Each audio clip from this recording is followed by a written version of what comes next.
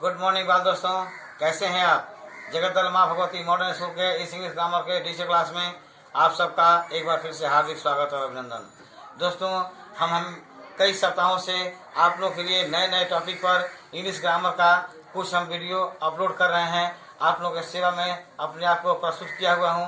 तो आप लोग से एक रिक्वेस्ट है दोस्तों कि कॉपी कलम लेकर बैठें, ध्यान से मेरे प्रत्येक वीडियो को ध्यान से देखें, समझें, सुनें और इम्पोर्टेंट टॉपिक को अपने कॉपी में लिख लें। हो सकता है कुछ ऐसे परिभाषा है जो आपको न मालूम हो, उससे आप लिख सकते हैं, या जिन्हें अगर याद है वो अगर भूले हैं तो वो सुनेंगे तो उन्हें याद हो जाएगा। इसे सुनना तो जरूरी है, वीडियो को भगा कर नहीं, काट कर नहीं, बल्कि कंटिन्यूअस बहुत छोटा वीडियो में दे रहा हूँ दोस्तों, 10 से 12 मिनट या 13 मिनट का वीडियो, तो कम से कम कंटिन्यूअस देखने का प्रयास कीजिए। तो हम आज आपके सामने एक और नया टॉपिक लेकर आए हुए हैं और वह है प्रीपोजिशन का। तो प्रीपोजिशन पर हम चलते हैं कि प्रीपोजिशन क्या है। सबसे पहले दोस्तों हम आपको बताना चाहेंगे कि प्रीपोजिशन का इम्पोर्टेंस कितना है, क्योंकि किसी भी ग्रामेटिकल वर्ड का टॉपिक को अगर आप इम्पोर्टेंस नहीं जानेंगे, उसके महत्व को नहीं जानेंगे, तो आपको पढ़ने में उसका दिलचस्पी नहीं आएगा, रुचि नहीं जाएगा। आप अगर प्राइमरी लेवल पर हैं या फिर अगर जूनियर हाई स्कूल के बच्चे अगर भी सुन रहे हैं, तो मैं उनसे भी रिक्वेस्ट करूंगा कि वो अपने अपने बुक में ध्यान से देखेंगे। कम से कम बोर्ड में, चाहे वो किसी भी स्टेट का बोर्ड हो, चाहे वो वेस्ट बंगाल हो या उत्तर प्रदेश बोर्ड हो या बिहार हो या फिर ऑल ओवर द इंडिया कोई भी बोर्ड हो दोस्तों, लेकिन कम से कम 5 नंबर तक का कुछ ऐसा भी प्रश्न आते हैं जिसमें प्रीपोजिशन भरने को दिया जाता है। प्रीपोजिशन इतना इम्पोर्टेंट है कि अगर आप एक बार यहाँ से स्टार्ट कर दिए तो एट लास्ट तक आपका प्रीपोजिशन से पीछा छूटने वाला नहीं है। आप कोई भी शब्द बोलेंगे लेकिन बिना प्रीपोजिशन का आप कोई शब्द नहीं बोल सकते हैं। सपोज दैट मैं कलम से लिखता हूँ, यहाँ पर से क्या है? प्रीपोजिशन है। मैं नदी में स्नान करता हूँ, यहाँ पर मैं क्या है? प्रीपोजिशन है। प्रीपोजिशन एक ऐसा ही शब्द है दोस्तों कि अगर प्रीपोजिशन को अगर आप बढ़िया से तैयार कर लेंगे तो फिर 5 नंबर आपके जेब में समझिए। तो एग्जामिनेशन में एक मार्क्स का बहुत बड़ा इंपॉर्टेंस होता है दोस्तों। ये 5 मार्क्स का काम तो समझिए आपका इजीली इस वीडियो में आपका कंप्लीट हो ही जाएगा। तो हम आपको बता रहे हैं कि उन प्रीपोजिशनों का सबसे पहले बताएंगे कि प्रीपोजिशन किसे कहते हैं, प्रीपोजिशन का हिंदी में और इंग्लिश में डिफिनेशन बताएंगे। फिर उसके बाद आपको बताएंगे कि प्रीपोजिशन में कौन कौन से वर्ड का कहाँ हम इस्तेमाल करते हैं। इसके बाद अगर समय बचेगा तो फिर हम आपको कंजक्शन में ले जाएंगे, नहीं तो फिर हम प्रीपोजिशन का आज कंप्लीट करेंगे, फिर अगले दिन दूसरे वीडियो पर हम आपको ध्यान केंद्रित करेंगे। तो दोस्तों चलते हैं प्रीपोजिशन पर कि व्हाट इज प्रीपोजिशन, प्रीपोजिशन किसे, और हिंदी में इंग्लिश में पढ़े डिफिनेशन, क्योंकि अगर आप डिफिनेशन समझ जाएंगे तो सब कुछ आपको ऑटोमेटिकली माइंड में आ जाएगा।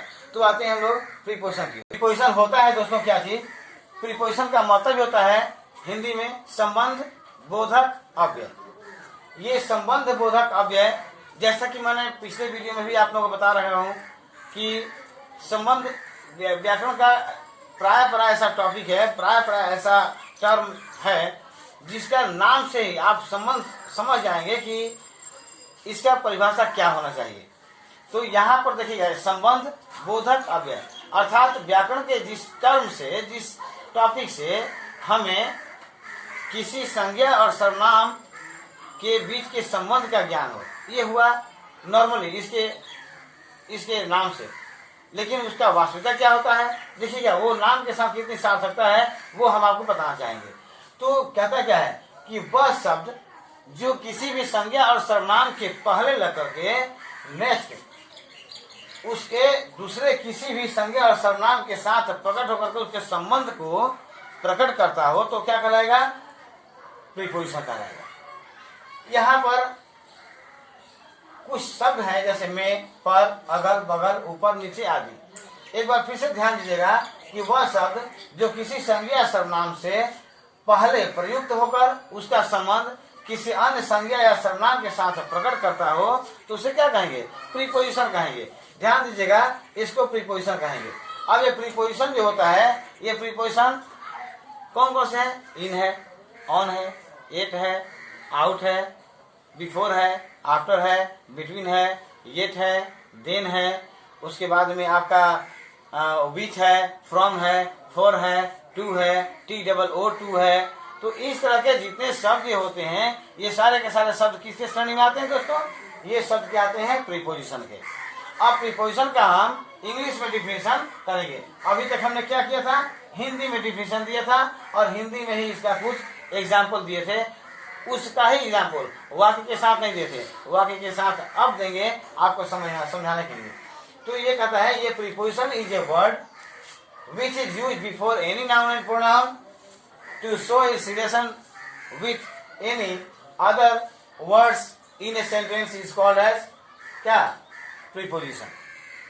यहाँ भी वही बात है कि संज्ञा और सर्वनाम के पहले प्रयुक्त होकर किसी अन्य संज्ञा और सर्वनाम के साथ जब संबंध को प्रकट किया जाता है तो उसे क्या कहेंगे, प्रीपोजिशन कहेंगे। अब ये प्रीपोजिशन में देखिए in, into, on, at, from, after, up, down, ये सब क्या है, प्रीपोजिशन है।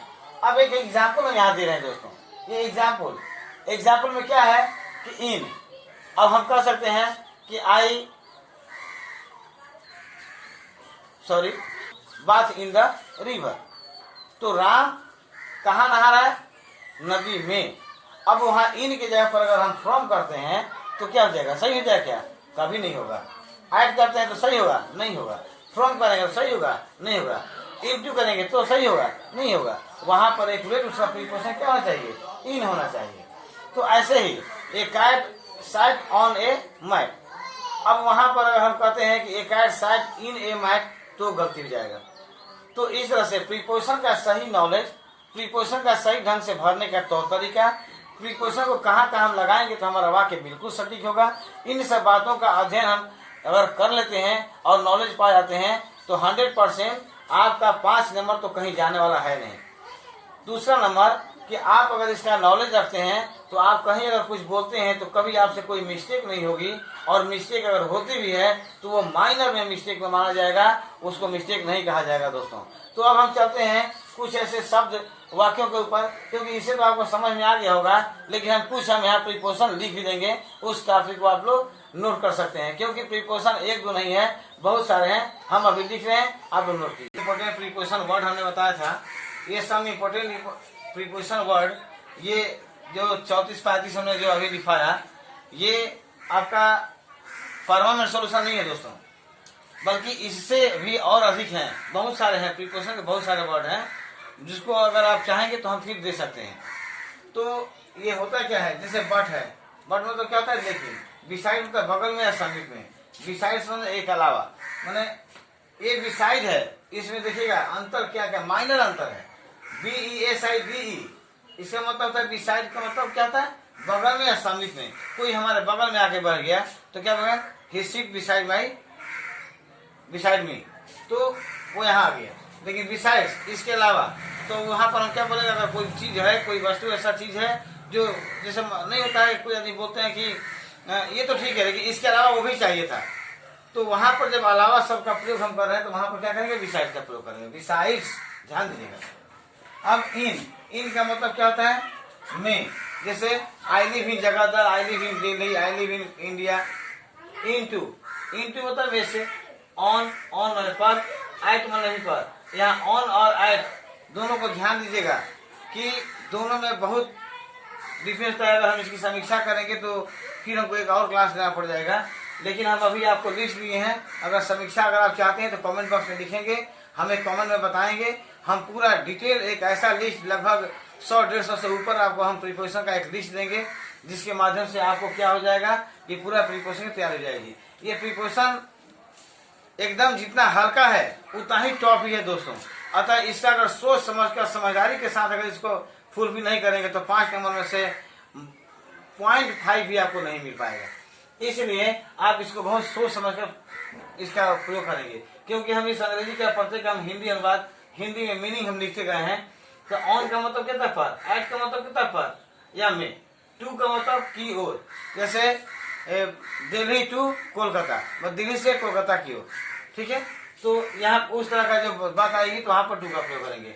विथ जो हमारे साथ एकदम करीब है, क्लोज है, आई राइट विथ माई पेन, माने कलम से हम लिखते हैं तो कलम हमारे साथ क्या है, क्लोज है, तो वहां पर क्लोज के साथ विथ का, विदाउट जिसके बिना हम काम कर सकते हैं, आई लिव विदाउट यू, मैं तुम्हारे बिना भी रह सकता हूँ, तो वहां पर जब अलगाव की बोध होती है तो उसे क्या कहते हैं, विदाउट। इस तरह से ऑफ है, एमोंग है, बिटवीन है, अंडर है, अप है, नियर है, बिलो है, ओवर है, डाउन है, आफ्टर है, बिफोर है, फॉर है, बाई है, ड्यूरिंग है, फ्रॉम है, सिंस है, बिहाइंड है, टुवर्ड है, अबाउट है।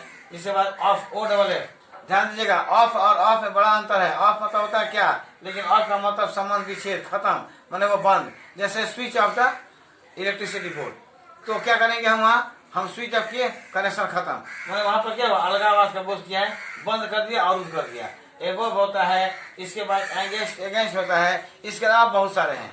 तो अगर आप दोस्तों, अगर आप चाहेंगे कि हम प्रीपोजिशन का एक अच्छा खासा लिस्ट आपको दें, तो प्लीज काइंडली आप रिक्वेस्ट करूंगा कि आप लोग कमेंट बॉक्स में हमसे डिमांड करेंगे तो मैं 100% दे दूंगा। और दोस्तों लेकिन ये प्राइमरी और जूनियर हाई स्कूल के स्टैंडर्ड को लेकर के हमने प्रीपोजिशन तैयार किए थे। अगर उसके ऊपर के कुछ दोस्तों को चाहिए तो मुझे बोलेंगे, हम उनके नंबर पर या तो व्हाट्सएप के माध्यम से या जैसे भी हो हम उसके पास सेंड कर देंगे। तो या फिर हम क्लास से ले लेंगे एक्स्ट्रा और उसके लिए हम अलग से बताएंगे और एग्जाम्पल दे देकर बताएंगे। दोस्तों कम से कम ये 2-3 वीडियो तो चल ही जाएंगे, क्योंकि एग्जाम्पल दे देकर बताएंगे। हम ज़्यादा समय नहीं आपका लेते हैं, बहुत कम ही समय का वीडियो, शॉर्ट वीडियो बनाते हैं ताकि आप लोगों को ज़्यादा से ज़्यादा हम ज्ञान कम से कम समय में दे सकें, अर्थात गागर में सागर भर सकें। तो दोस्तों ये वीडियो कैसा लगा आप लोग हमें कमेंट बॉक्स में लिख कर बताएं। लाइक शेयर जरूर करें, हमारे चैनल को सब्सक्राइब करें, बेल आइकन दबाएं।